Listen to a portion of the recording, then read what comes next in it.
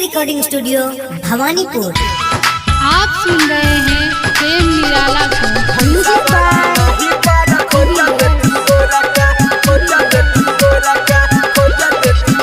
अरे दिया राजा रे बेरे मैया जी के सवारा का, दिया राजा रे बेरे मैया जी के सवारा का। सरस्वती मैया बारा खोजा देथुन गोरा का, बिना वाली माई बारा खोजा देथुन गोरा का।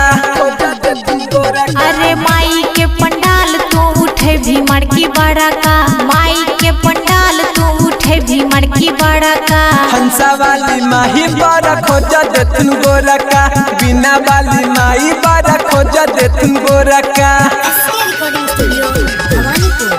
हंसा वाली माही बारा खोजा देथुन गोरा का, खोजा देथुन गोरा का, खोजा देथुन गोरा का।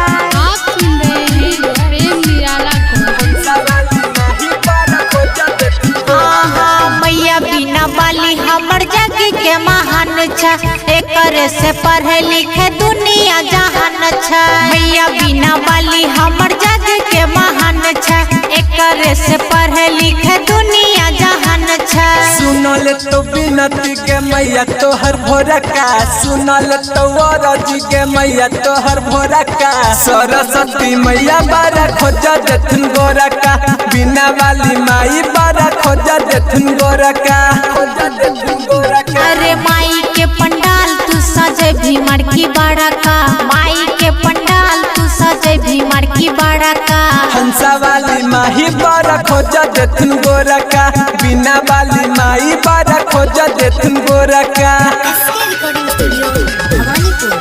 हंसा वाली माही बारा खोजा देथुन गोरा का, खोजा देथुन गोरा का, खोजा देथुन गोरा का। आप सुन रहे हैं प्रेम निराला को। हंसा वाली माही बारा खोजा देथुन हाँ राइटर रंगीला राहुल लिखे छे कहानियाँ, रूनी रानी गावे छे मैया जी के भजनिया। राइटर रंगीला राहुल लिखे छे कहानियाँ, रूनी रानी गावे छे मैया जी के भजनिया। कहै छो प्रेम तोरा मिलतौ न सवारा का, कहै छो निराला तोरा मिलतौ न पतारा का। सरस्वती मैया बारा खोजा देथुन गोरा का, बिना वाली माई बारा खोजा देथुन गोरा का, खोजा देथुन गोरा का। अरे माई के पंडाल तू उठे भी मड़की बड़ा का, माई के पंडाल तू उठे भी मड़की बड़ा का।